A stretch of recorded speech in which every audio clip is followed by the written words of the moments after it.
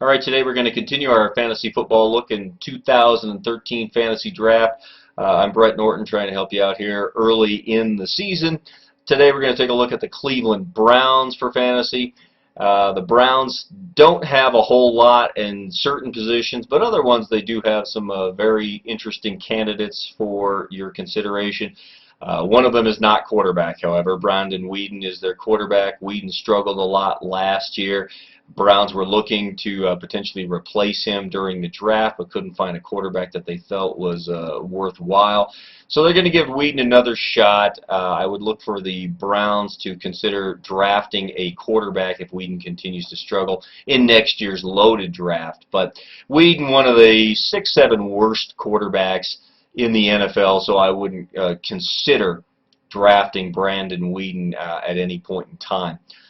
Running back, they've got Trent Richardson. Richardson out of Alabama had a very solid rookie campaign, lots of yards. He does catch the ball out of the backfield, which gives him a special value in point per reception leagues. I would look for Richardson and have seen in early mock drafts going anywhere from 5 to about 13 as far as drafting goes.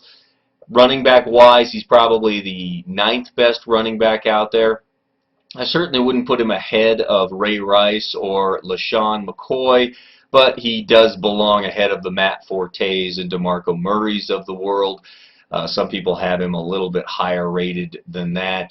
I'm not a big fan of that just because he only averaged 3.6 yards a carry last season, and he did have broken ribs, although he didn't miss any time. That does give you a little bit cause for concern.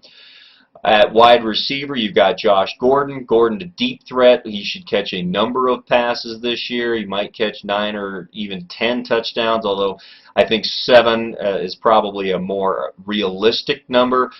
As such, he is a solid wide receiver 2, and look for Josh Gordon to go somewhere in round 6, 7, maybe 8 in your fantasy draft. They also have Greg Little. Little, much like Brian Hartline, catches a lot of passes but just doesn't seem to catch any touchdowns.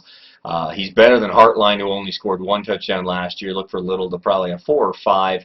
And as such, as a wide receiver 4 during a bye week or during some injury times, Little will provide you some value, so look for him in rounds 10, 11, somewhere in that range.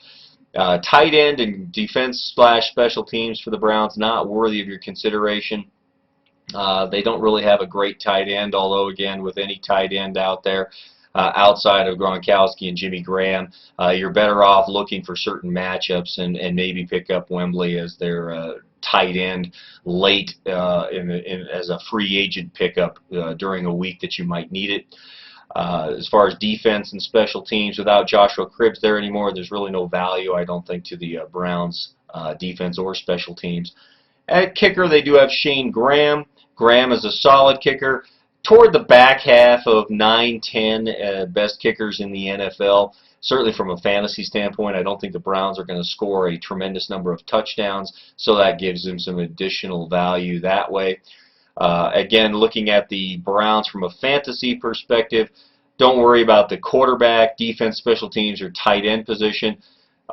Trent Richardson is a player that should be taken anywhere from, I would say, pick 6 to 13. You've got Josh Gordon. Gordon is a player that I would look at in round 6 or 7 as a draft choice. Greg Little, closer to 10, 11 as a draft choice. And finally, Shane Graham, you should always take your kicker in the last pick of the draft. But again, Graham is someone that is worthy of your consideration for a kicker toward the back half of the last round.